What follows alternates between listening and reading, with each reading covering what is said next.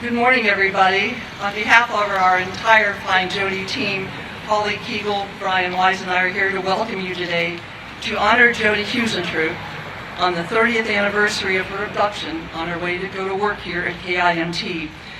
And Find Jodi's Jay Alberio was here with me last summer, but unfortunately he passed away just 5 months later, still working from his hospital bed just weeks before he passed away, and we dearly miss him. So many lives were forever changed 30 years ago this morning. That day, someone stopped Jodi from going to work, stopped her from continuing her life after just 27 short years. But he'll never stop us at Find Jodi from continuing to look for him, continue to keep Jodi visible, and we want him to know we're not going anywhere. This morning we'll hear from some of Jodi's closest friends and colleagues. They will share their stories, and it's a very difficult day, obviously, but in their grief they will share some of their anecdotes. They'll be honest about some of the pain they've gone through, and I just hope collectively we can get through this all together. We will also hear from the Mason City Police Chief, Jeff Brinkley, who will address the crowd about what do we need now, what do we need so we're not here a year from now doing this again. So I appreciate your joining us as well. We're going to begin with a statement from Jodi's family. Katie, the family is very grateful for all of you gathered here today. It's obviously too difficult to be here in person, but they have a message we want to start with. Katie? It's hard to fully comprehend that it has now been 30 years since our dear Jodi was so senselessly taken from us. 30 years since we last saw her smile, heard her infectious laugh, or had a chance to hug her and tell her how much we love her. 30 years of her not being here with us to share in milestone events and make memories together. 30 years of pure anguish and torture dealing with the loss of our Jodi and trying to find answers to what happened to her 30 years ago today. Jodi lived her life as an optimist, and she had a great passion for living life to the fullest. She was a bright light who made the world around her better just by being in it. Her kindness and heart were unmatched, and she had an innate ability to make those she met feel seen, heard, and valued. She had such a bright future ahead of her, and she should be here now, living out her dreams. Our sincerest gratitude to all who have worked tirelessly on Jodi's case and continue to do so, including law enforcement and Find Jodi. We will never be able to say thank you enough, and we wholeheartedly appreciate your dedication to finding Jodi and solving her case. To all of Jodi's friends, a huge thank you for the love and support you have provided us over the last 30 years. From interviews to establishing a foundation in Jodi's name, you have been our support system on this journey, and we are eternally grateful to all of you for your encouragement and for helping out whenever it was needed. Jodi always told us she had the most loyal friends, and you all have certainly proven her right. Finally, a big thank you to everyone who has shown up here today and all who have supported us and continue to have interest in Jodi, her story, and in seeing her case be resolved. Please know your interest and support mean the world to us. The pain and anguish felt by us and all who love Jodi are immeasurable. True peace will only be given to us when Jodi is found and justice is served to her. We know it's hard to have hope for resolution after so many years, but we still choose to hope that one day soon it will happen. Some days that choice is harder than others, but we will always choose hope and invite everyone else to join us in this. To anyone out there who has key information that could lead us to Jodi to help solve this case, we beg you, please come forward and not make us continue to wait for answers. 30 years is 30 years too long to wait for resolution. We implore you, if you know something, say something. Help us finally bring Jodi home. Thank you.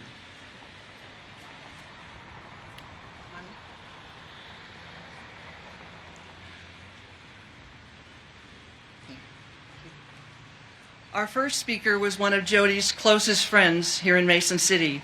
Ani Cruz and Jodi spent the weekend before Jodi's abduction on a water skiing trip with friends. 2 days later, Jodi was gone. Ani's going to joining us with some of her journey, what she's dealt with, and some of her fond memories of Jodi. Thank you. Thank you. So I met Jodi when she was young and she was covering our American Heart Association golf tournament. Here she was, this bright, blonde-haired, lovely lady, walking across the course, lugging big camera gear, similar to what some of you gentlemen have here. We clicked instantly, and I'm a little bit short, and it was as if we had known each other forever. Her smile lit up a room, her laugh was contagious, and she was kind to everyone she met, any age group. From that point on, Jodi would call me at 9 a.m. and ask what we were going to do that evening, and we'd make our evening plans. Two young women in a newer town, finding our place and our people together. We enjoyed riding our bikes from Mason City to Clear Lake, around the lake, and back to Mason City. We boated, we skied. Well, she skied. I was terrible, and she was great at it.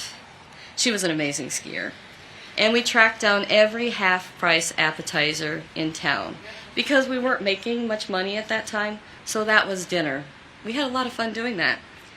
Jodi also served as the secretary and communications chair of our Cerro Gordo County unit of the American Heart Association. We have a former board member here, I see. I'd come into the office and find in the small left drawer these blimpy napkins, and there would be notes of encouragement or just fun notes that she had left. Cheese trio was her favorite sandwich, by the way. Who eats cheese and vegetables? She did. But it was always fun finding those notes. She emceed events when I needed someone dependable, and she never hesitated to jump in. She joined me for fundraisers, and I returned the favor when she had things for work. I was sometimes her plus one.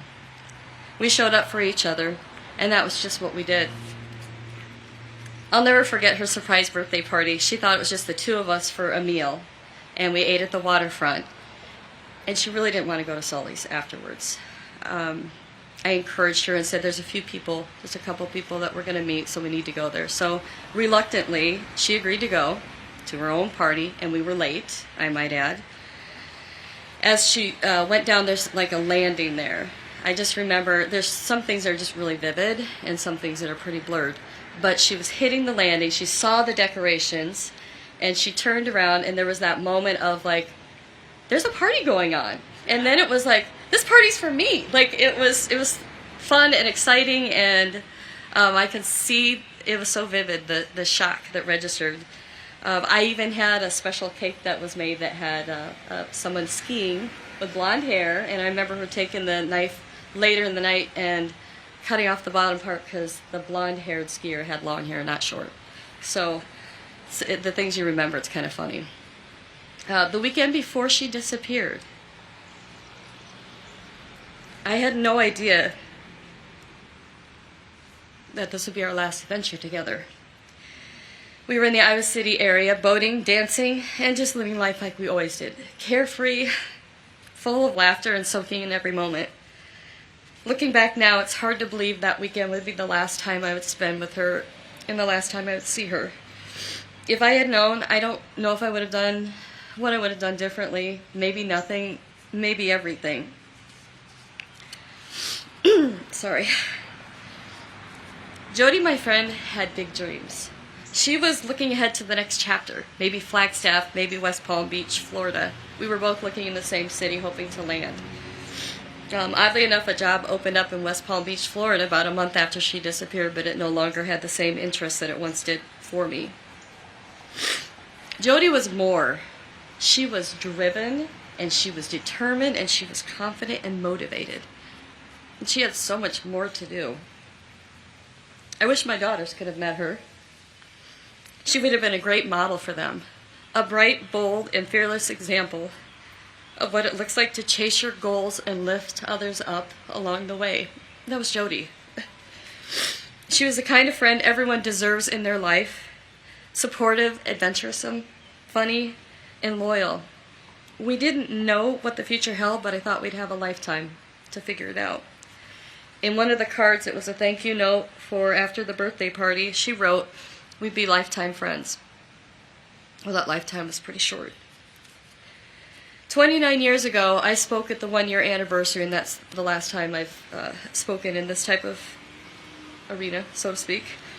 And I spoke of hope. Hope that she would come home, hope that I would see her again. I held on to that hope for a really long time. Today, on the 30th anniversary of her disappearance, I carry gratitude for the time that I had, the memories I shared, the friendship that has stayed, the memories have stayed sharp even through the years that blurred around them. But today, I carry something else, a deep need for answers, for truth and for closure. Jodi deserves that. Jodi's family deserves that. And each and every one of us who love Jodi and miss her daily, we all deserve it. So while I stand here grateful for the time I had with Jodi, I also stand here restless. I want peace and I want justice. And I want the world to remember that her story is not over until we have both of those. Until then, I'll keep remembering her laugh, her spirit, her friendship. We'll be grateful for that. And I'll keep hoping for answers, not just for me, but for everyone who loved her. Thank you. Thank you. Imagine having a friend and coworker suddenly go missing and then having to report on it night after night, going before a camera, producing newscasts. Well, that's what happened 30 years ago today to the staff here at KIMT, where Jodi was supposed to be working that day. If you could join me now, Robin, Pete, Amy, Doug. Thank you. Nothing you learn in journalism school can prepare you for what they went through that summer in 1995. And I'd like to start with Robin, who was another very close friend of Jodi's and had to go on the camera, I believe that evening, and share the news. And you can speak. Thank you. Thank you. Hello, everyone. I don't come back to these very often. I've been to a couple, I think, and it's just wonderful to see a lovely turnout like this. I'll never forget, I got a phone call that morning at around 7:30, and it was from the Mason City Police Department, and they asked me if I had seen Jodi. And I said, well, no, she's at work, and I had just woken up after working the evening shift. And I said, no, she's at work. And they said, well, she didn't show up for work. And immediately knew something was wrong because she always shows up for work. And I came right into the station, and we discovered that a lot of her personal effects were scattered around her car. So right there and then, we knew it wasn't good, but we still held out hope. And it's amazing, after 30 years, I still have hope that we're going to find her. So many people are committed to this, and I just want to commend Caroline Lowe. I mean, she just spearheads so much of this along with the fine Jodi team. And believe it or not, she and I have talked for years and years and years, but this is the first time we've ever met. So it's really wonderful for me to meet her. Jodi, Ani said everything. It's so interesting because I was going to just kind of ad-lib because I read a prompter every night. I decided I'm not going to do anything scripted. I'm just going to free spirit. And sometimes that can get a little loosey-goosey. So I'll be careful. But Jodi and I always had so much fun together. And my sister and another dear friend of ours are both here. We would go up to Rochester. We would leave on weekends and we would go visit Wendy and Kim, and we would go out. We loved the nightlife in Rochester and in the Twin Cities. And we just so thought of each other as sisters. She was always my little sister, and I was rather protective of her. And we just all both had the same dreams of becoming successful national newscasters. And there was never a threat. There was always just admiration and respect for each other. And it was such a beautiful thing. Hi, Mary. And so when she went missing, it was so ironic to me. And again, having to report the news every night, it felt like I felt like I was betraying Jodi because I was on the desk talking as a newscaster, and yet my emotions inside were that of a dear friend. And today I look back and I don't know how I did it. It's just amazing. But when I looked up at the monitor in this studio, there were 3 national television stations up because that's about how many we had back then. And Jodi's picture was on every single one of them. And I thought to myself, this is not what she meant about making national TV. But there she was. So, yeah, she's an amazing human being. She had such a huge heart. She brought such light and laughter into every space she entered. She didn't know a stranger. If she did, it lasted about 2 minutes and they became instant friends. We clicked immediately. Sounds like Ani clicked immediately with her. And she was just such a light. And I interviewed her sister Joanne shortly after her abduction, and something that really stuck with me, and it's a word that comes up a lot when Jodi is discussed, and Joanne, grief-stricken of course, said she's our sunshine. She was our sunshine. And I think that speaks to the light that she brought to every space, to every person, every life. And I'm just so grateful, like Ani, that I had the chance to spend a little bit of my life with her. And we always said that we would too be forever friends. And to me, that will last as long as I'm on this earth. She will always be my friend. And the legacy that she leaves behind is what exists in all of us who knew and love her. So I certainly hope that we all continue to carry on that legacy and keep fighting for answers and do what we can to support the Find Jodi team, because they're so incredible. And just keep her hope alive, because I believe we will find her.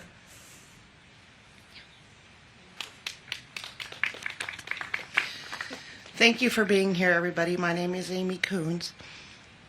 I was the last person to speak to Jodi that morning. She was late for work that morning, and I called her and woke her up. And if that ever happened, she would gather all of her things and be to work within 20 minutes, hair wet, stuff in a bag, hair dryer in her bag, just being kind of a hot mess, but she would be there. So I never thought in a million years that she just would not show up that morning. And honestly, we couldn't sit in black, so I had to just do the job of two people, and I just kind of went on automatic pilot, and I just couldn't think about it. And I never thought worst case scenario would be reality. And then later on that day for the noon news, I had to go on and be the first person at KIMT to break the news that Jodi had been abducted. And honestly, I don't know how I did that. The powers that be were behind me.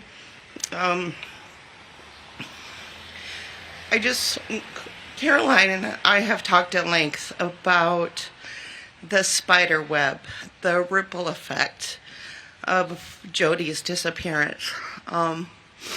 There were those of us that knew her and loved her and worked with her. There was her family. And there were all of you, people who are going to be watching this tonight, who felt like they knew her because she was in everybody's homes every single morning. So that ripple effect is huge. It doesn't just affect me as the last person to speak to her. It doesn't just affect Robin, one of her really dear friends. It affects all of these people here that I worked with and love and cherish from KIMT. And just lately I've had some pretty deep thoughts. Yes, I've gotten older and fatter and wiser and happy. And sometimes I get down on myself for that. But I'm grateful because I have that chance. Jodi never got that chance to live her life and get to be 55, 56, 57 years old. She never got that chance. So I plead for all of us to just be thankful and grateful for every day that we have. Live every day to the fullest, because you never know when it's going to be your last. And honestly, thank you so much to all of you for being here today. It means the world. Thank you.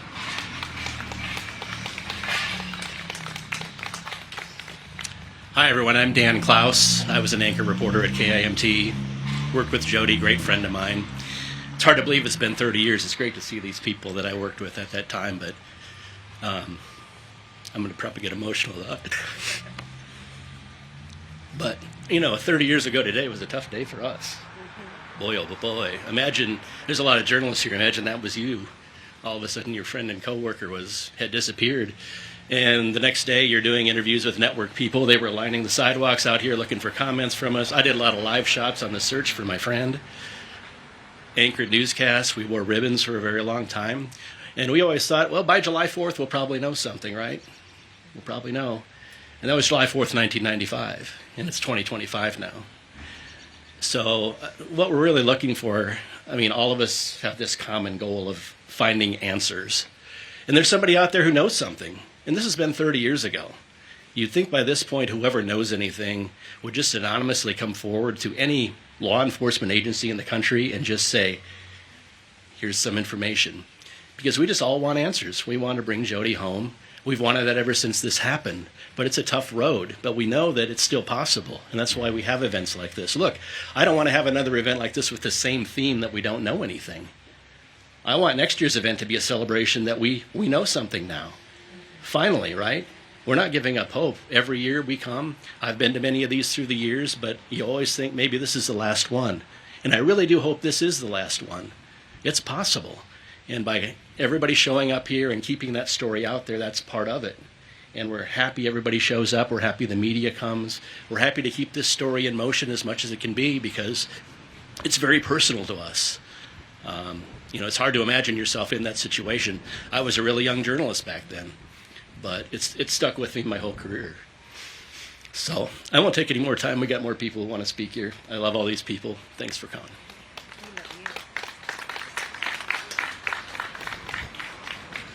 My name's Pete Helmstead. I have a little different experience than everybody else here did. I was working here. I was a sports director at the time. And like everybody else, I so clearly remember that day. But the strange part about it was my friend and coworker in the sports department and I were scheduled to go to Minneapolis that day and cover the Twins on a Tuesday night, cover them on a Wednesday during a day game. Getting close to the All-Star break, we had stuff that we could use. Well, of course, we were going to get ready and totally cancel that trip. But rightfully so, our news director, Doug Murbach, said, no, you guys go. This is what we're planning. We're going to keep normalcy where we can. Well, we went up there, and all of a sudden, we've got all the Minneapolis media and other media at the game asking us questions. And what do you know? And Bob Bradovich and I in the press box every third inning or so would go find a payphone and call the 1-800 number, see if there's anything going on. Well, we came back, and to make things even a little more strange for me, that next day I was leaving on vacation to a family cabin in northern Minnesota. This was before cell phones. This is a cabin. There's no phone in it. So every day I would drive about 8 miles to the local lake store a couple times a day and talk to Dan. He was doing some of the reporting and anchoring, trying to find information. And then when we did come home a few days later, I'll never forget getting into the viewing area and starting to see ribbons and posters. And it just all of a sudden became so real again. Like I mentioned, I was doing sports at the time. Jodi and I worked completely opposite shifts, but there were times where I'd come in at 2 and Jodi'd be hanging around to talk with Robin. We were all around the same age, so a lot of times on weekends we'd get together, groups of us. Dan was definitely involved, and have a lot of fun, and Jodi was always laughing, always happy.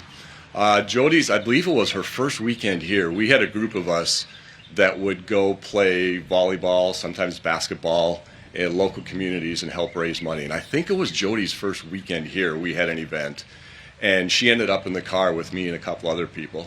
And it was just amazing. She just fit in, just like that, all the time. She was always the crowd favorite at these events. And I mentioned this to Caroline earlier this week, that one of the main things I remember about Jodi is we were talking one time and she was going to miss an evening event because she had to be up early in the morning.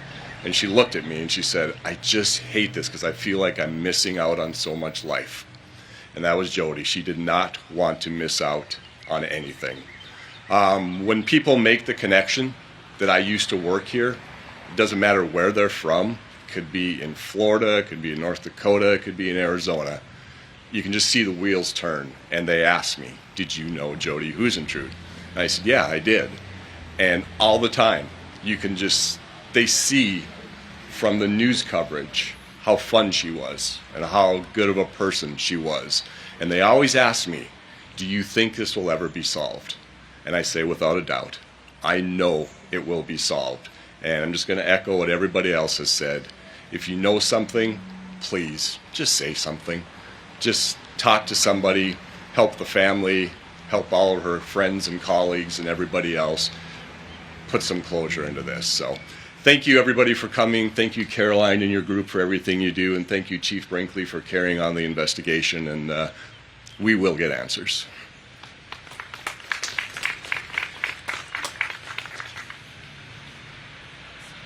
Hi, my name is Doug Murbach. I was news director, Jodi's boss when she worked here. I hired her and brought her to KIMT to become the morning and noon anchor.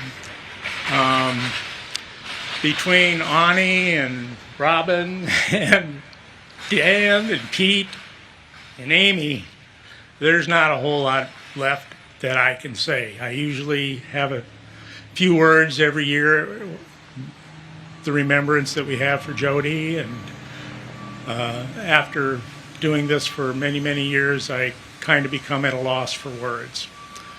But I want to thank FindJodi.com and everybody associated with, especially Caroline Lowe. I want to thank Mason City Police and Chief Brinkley. There's nobody that wants this case solved more than they do. I know they're still working at it. Iowa DCI is still working at it. And all we can do is hope that somebody comes forward with some information. But everybody here talked today about how it's affected, the ripple effect, as Amy said, how it's affected other people that foremost her family, foremost her very, very good friends, but also the co-workers that you see here today. 30 years later, and it hasn't really healed. It hasn't really gotten any better. It may be worse, because early on we had lots and lots and lots of hope, and we fight every day to maintain as much hope as we can, and we know, like what Pete said, someday somebody's going to come forward, something's going to happen, and get it solved. But I can really only echo the stories about Jodi, and she was unique, she was one of a kind, she was the most personable person that we've ever had that I can remember when I was here that worked here. And I think my memories of Jodi were more so outside the workplace, at the basketball games that we went to for fundraising for various charities and schools in the area. And Jodi was a good athlete. She played basketball very well, and especially she was a good golfer. And I really enjoyed the times that I got to play golf with her.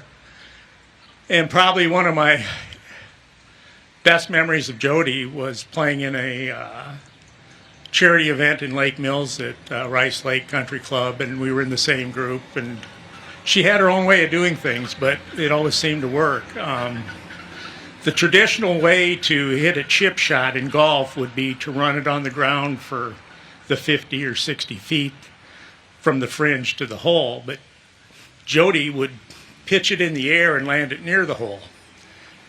And I asked her why she did it that way. I said, you know, the textbook way to do is to run it on the ground. And she goes, well, that's just how I do things. and it works for me, she said. And she proceeded to lob it up there and about 3 feet from the hole, and we made the putt. So after that, I never questioned her about her golf game. But once again, thank you for all the media for being here, all the reporters. Without you, Jodi's story might flounder and disappear. So It's just an opportunity to say thank you to all of you, and please keep Jodi's memory alive and her hope alive. Thank you.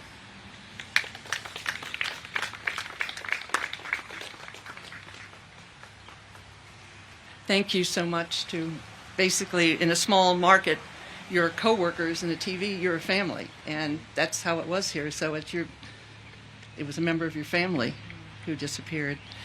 Before Jodi became a journalist, she studied broadcast communications at St. Cloud State University, and she also spent 6 months abroad in England, and 3 of her roommates from St. Cloud State are here to share some of their Jodi stories.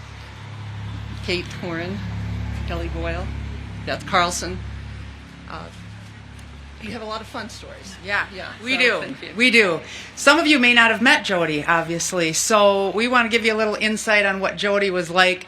Again, my name is Katie, Kelly, and Beth, and we met Jodi when we were 19 and 20 years old through St. Cloud State. We all chose to sign up individually. None of us were friends before.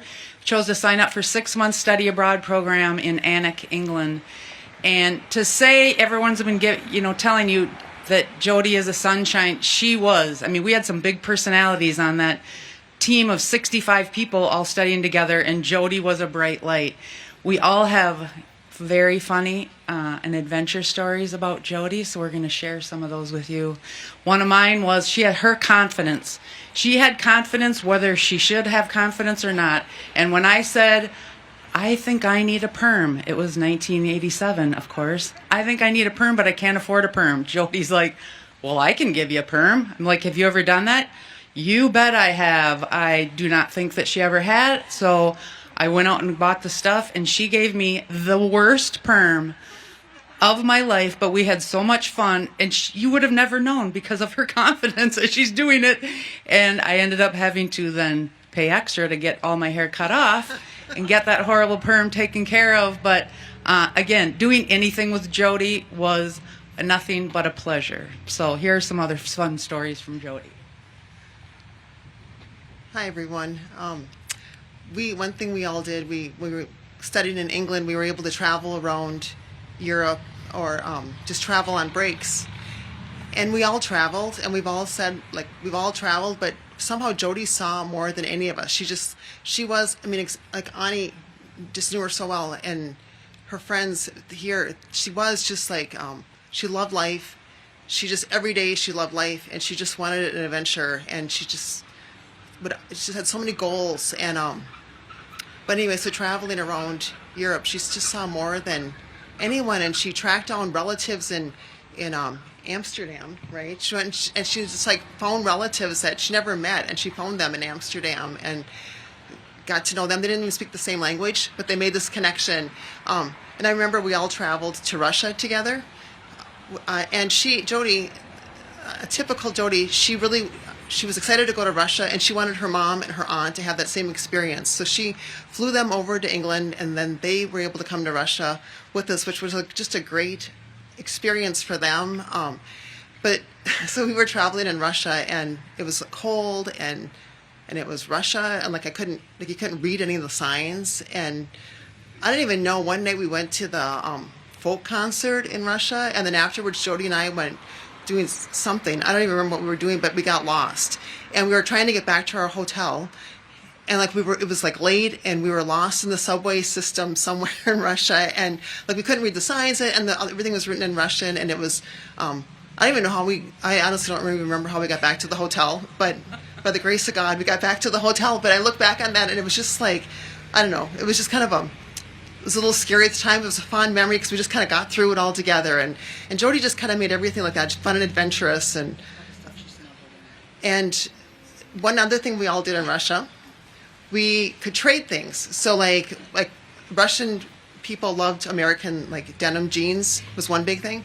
So we all had like our little stash of stuff we were going to trade with the locals, and we all got like a few little things like the little lacquer boxes or I don't know, like stackable dolls. Well, Jodi got like a ton of stuff. I don't even know how she got it all back. She just had so much stuff from Russia, and we all just laughed about that, how Jodi just came home with this huge cache of Russian goods. And anyway, she was just, Jodi just made everything fun, and I tell you what a absolute blessing it was to have her in our lives. So yeah, so we just want to have more memories, good memories of her, and we want you to know some of these good memories, because she was more than, you know, the missing TV news anchor from Mason City. She was just a, like everyone said, just pure sunshine and just a great person. So we love you, Jodi. Kelly forgot to mention that because of all the stuff she brought or traded, she divvied it out amongst us because she didn't want to get caught going through customs with all those fun things. But we're hearing the same stories over and over again about Jodi as far as like the adventurous. Someone mentioned, I don't think you used the word frugal, but Jodi was very, very frugal. And when we got back from England, our friendship continued, and I don't know, it was spring break. I think we were both seniors at St. Cloud State. And she's like, let's go to Florida. And I'm like, well, I don't have any money. She goes, well, it's $200. It was maybe $150, but we can do it for $200. I'm like, what do you mean? She said, well, bus. Take a bus to Florida? Gross. And then the hotel, we had 6 in a room, and when we got there, I'm like, well, what are we going to eat? You know, I mean, how are we going to pay for all this? I think every night we ate I think it was a Tom Thumb at the time, and they had JoJo potatoes and rolls. What were those rolls called? Anyway, 2 for 50 cents.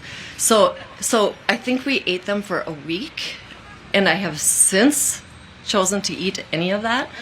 And we did it. $200, Florida and back. What sticks out with Jodi is that I felt a personal connection. Every single person that knows Jodi felt like you were her best friend.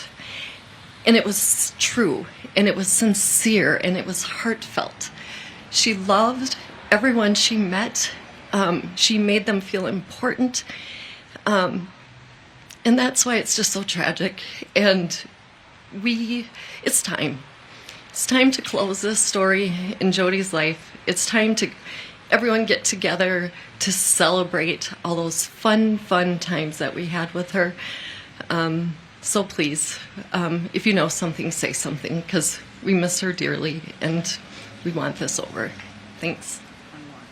Okay, one more story. So all of our England friends we're still very close today, and we have a constant conversation on WhatsApp. And so we told them all that we're going to be coming here, and if we had any stories. And one of the favorite stories was from this picture. Oh, that's right. So this was our friend Amy's wedding, and Jodi and I were in the wedding, and I have no idea what led to it, but the dance floor cleared, and Jodi got up on a chair and sang Leader of the Pack. And I mean, everyone was mesmerized because she is a terrible singer. And she sang the whole thing, including the vroom, vroom. And she had the whole crowd going, and literally that was one of everyone's favorite memory of Jodi. Again, the confidence, the fun, there was nobody better than Jodi. So thank you so much for being here. Thank you to Carolyn Lowe. She's been amazing drawing all the stories out from all of us. And thank you for all of you to continue to share this coverage. And thanks for listening and getting to know Jodi better.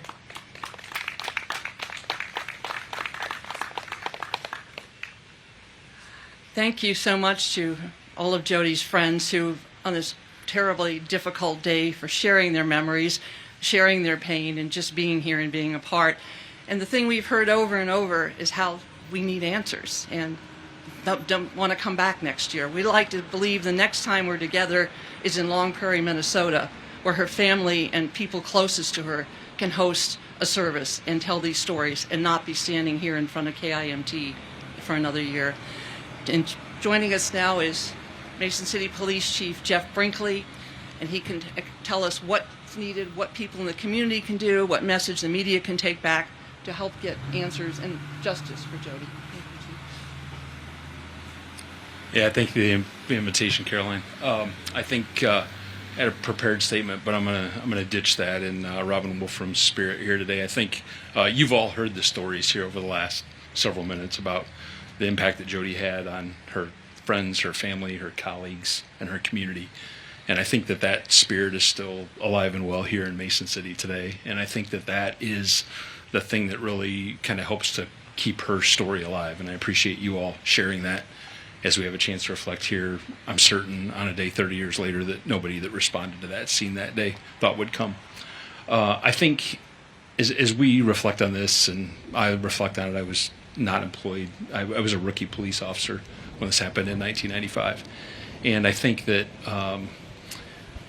as we all age, I think several of the stories that you've heard here about the reflection that people have had on life and the impact that Jodi had on them, I think we are hopeful and optimistic as humans that that sinks in, and that you would put yourself in the position of Jodi's family and Jodi's colleagues and her friends and the people that knew her and the people that she impacted.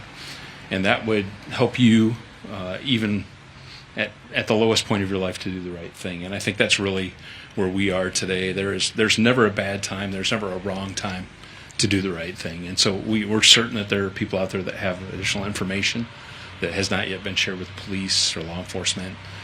You can contact the Mason City Police Department or the Iowa Division of Criminal Investigation to share that information. We'll find time to sit down and talk through that. And we are committed to continuing to work all the information that comes in until we can figure out what it takes to close this case. And so I appreciate you being here. I appreciate you sharing this story and continue to help us bring justice for Jodi. Thank you. Thank you, Holly. As we wrap this up, we want to let the person who took Jodi know that we're not going to go away, we're not giving up, and we will continue to seek answers. We will also continue at Find Jodi to do things to keep Jodi visible, and we encourage the community to do its part. Holly, if you could share some of the suggestions. Sure. Thank you, everybody, for being here. It's amazing to see the turnout and to hear all the stories. And I went to Tom Thumb all the time, so that brought back memories for me. From us, we'll keep putting up billboards here in Mason City and posting updates on our website and social media until Jodi is found and can return home to Long Prairie, Minnesota for a final goodbye with her loved ones. Community engagement is such a huge thing, and it means many different things to many different people.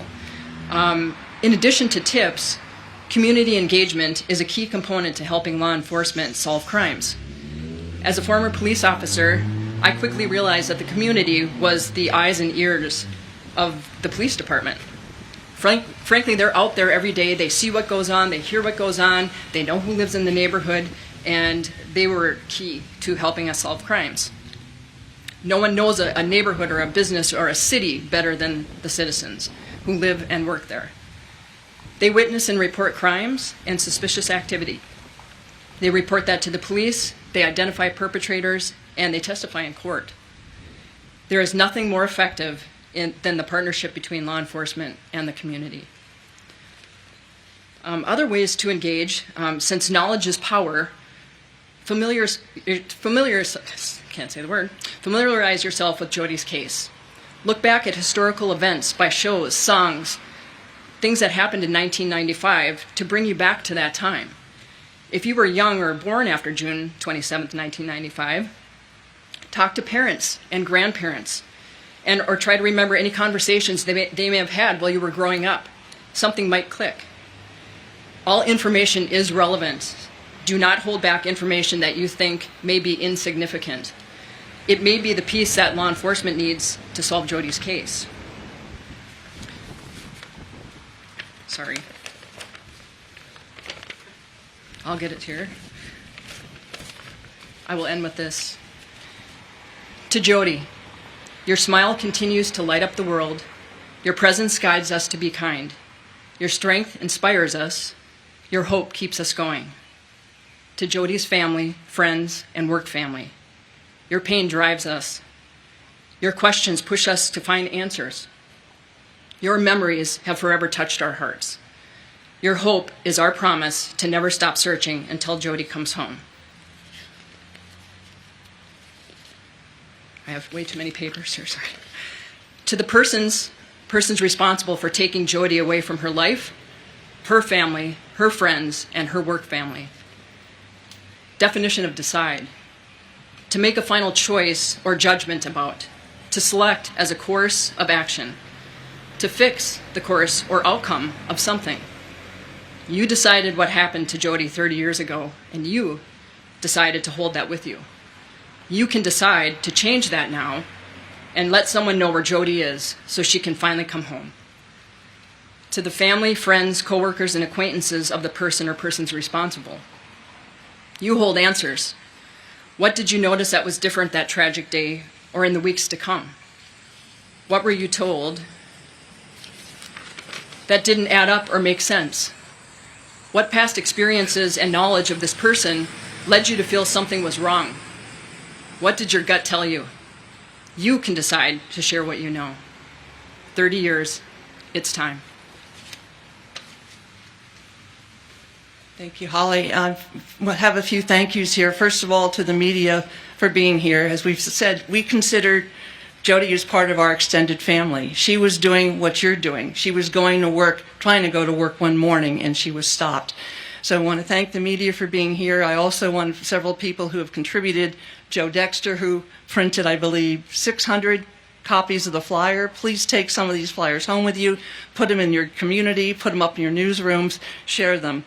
Also want to thank Ashley Billings, our billboard rep, who's been so much more. Today there are 4 digital billboards up in Mason City. She can show you where they are. We have a new one in front of across from the airport, and we also, our old one is still up on Monroe. So take a look, get engaged, see something, share it.